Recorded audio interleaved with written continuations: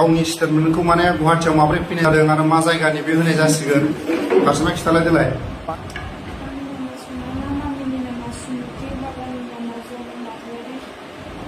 ओमफ्राय हा क्लास 12 बबे कलेजाव फरायो हा ओमफ्राय गामिया फुटबलजरा बेसेबां जाखो बे गुवाहाटियाव फैनाया हा ओमफ्राय बे खामानियाव खेबनैसो थांदो बिदि हा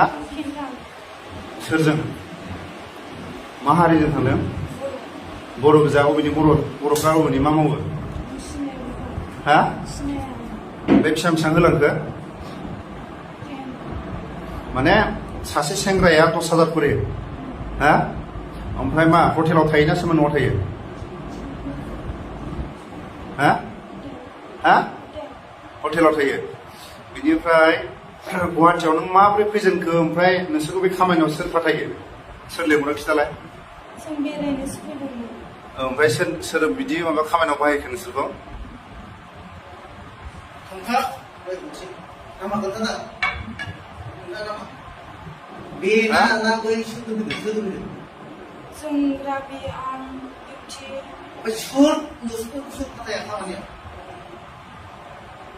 फिसा माबा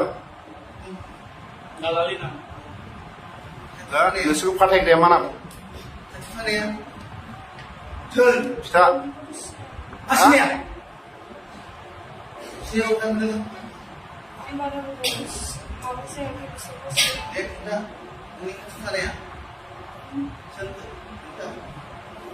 दा न'आव थांफिनना फरायगोन ना मागोन नों माला थांगोन हा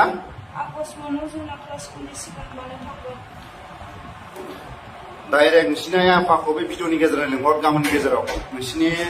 न'खरनि मानसिखौ गामिनि सेक्रेटारि प्रेसिडेन्ट नों मोनथिना मोनथिया गामिनि हा दे खिथा नोंखौ सोर लिंहरा मोखां थिखां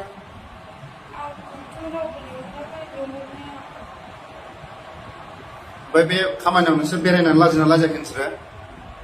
हा दिनै बेसेबाङाव फैदोंमोन बेसेबाङाव होगोन होननानै लिंहरदों नोंखौ हा ओमफ्राय बेसेबां होगोन नोङो हा जायगा हटेलाव थानो होननानै लिंहरदों आरो हा सोर लिंहरनाय हा बिनि हौवाया मा नाम खिथा राज अबेनि बियो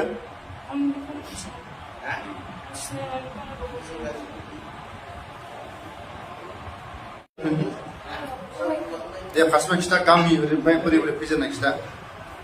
दे खिथा दे खिथा खिथा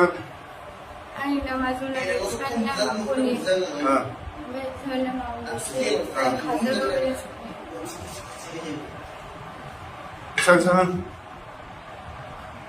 हा आंनि नामा जुनालि ओमफ्राय बिफानि नामा कलि ओमफ्राय बिमानि नामा मुस्रि आं काजलगावनि आं गुवाहाटियाव बेरायनो होननासो फैदोंमोन ओमफ्राय गाज्रि खामानियाव थानाय खेबनै जाखो हटेलाव थानायाव बबे हटेलाव थादों खिथा हरसे थाखायो हटेलाव नामा हा हा दसेयाव 5,000 ओमफ्राय 5,000 थाखाखौ नों मा खालायखो रुम थानायाव ओमफ्राय बिदिनो थांखासिगोन आरोना देहाखौ फानहर हा ओमफ्रायथ' जेनेबा नोंसोरो 5,000नि होदावबाय नालाय जेनेबा बे जाय मानसिफ्रा फैदों बिसोर बर' दा हा सेंग्राफ्रा बहानि सेंग्राफ्रा हा बहानि बबेनि सेंग्राफ्रा खिथा हा हा बहानि मा गामिनि सेंग्राया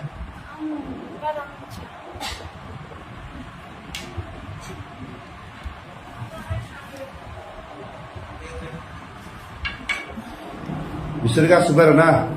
माने 5,000 10,000 थाङो आरो बिसोरो 5,000 10,000 नै बुजिबाय ना 5,000 10,000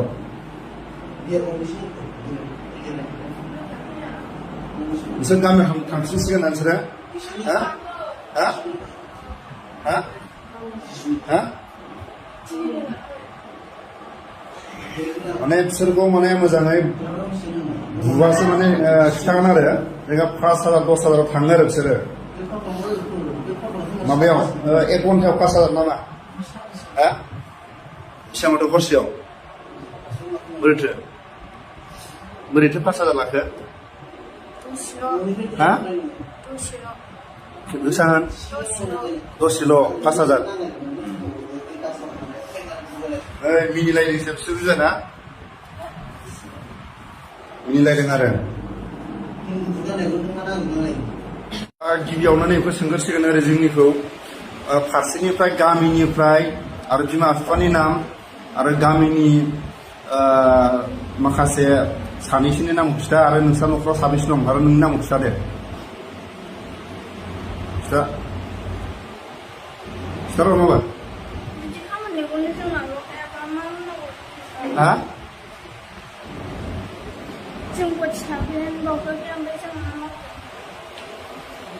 गोसा बुं ओरैनो बेबायदि गाज्रि खामानियाव खेबबेसे जाखो थांनाया हा खननै ओमफ्राय बेसेबां लाखो फैसाया हा सासेनाव 10,000 सासेनाव 20,000 मा जाथि बिसोरो बर' बहानि हा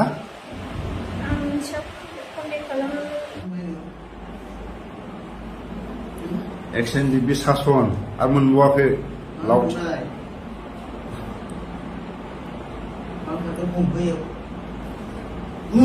मानो खारनाय खिथालाय देलाय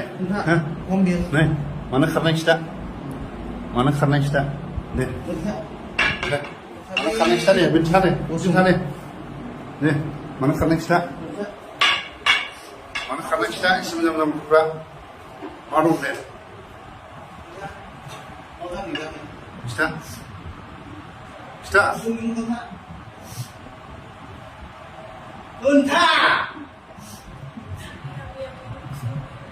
ha bisa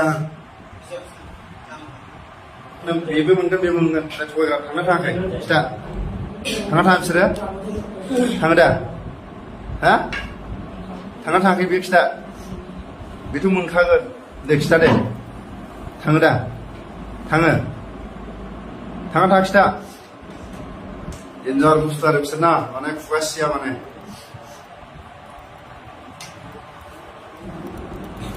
दा मोनायाव हरनि 12:00 जोंनि बर' सिख्लाफ्रा हटेलाव थाग्रा माने दसे समावनो 5,000 10,000 बिसोरो दसे समावनो 5,000 10,000 बिसोरो जोंनि बर' नैबे बर' गथ'फोर आरो बेखौ जोङो दिनै गुवाहाटियाव थानाय एक्स-एन-डि-पिफ्रा हमनानै मोनो गासिबखौबो दा बिसोरनि बिमा बिफा दंना गैया गामि दंना गैया नै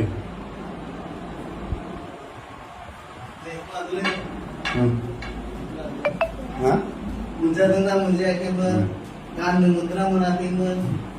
थाखा फैसा मोनाखैमोन ना फरायदों बेखौ बुंना लागोन नोङो हरनि 12:00 एक्स-एन-डि-पिनि अपारेसन गुवाहाटियाव माने गाज्रि देहा फाहामग्रा आरो जाय बिथांमोननि माखासे सिमान दंबावो बिथांमोना जाय लिंकआव फैयो बिथांमोननि मुंखौ जों लाजोब्बाय बिथांमोनाबो माने खारग'नो हानाय नङा आरो दा बिथांमोननि बुंनाय मथेबा माखासे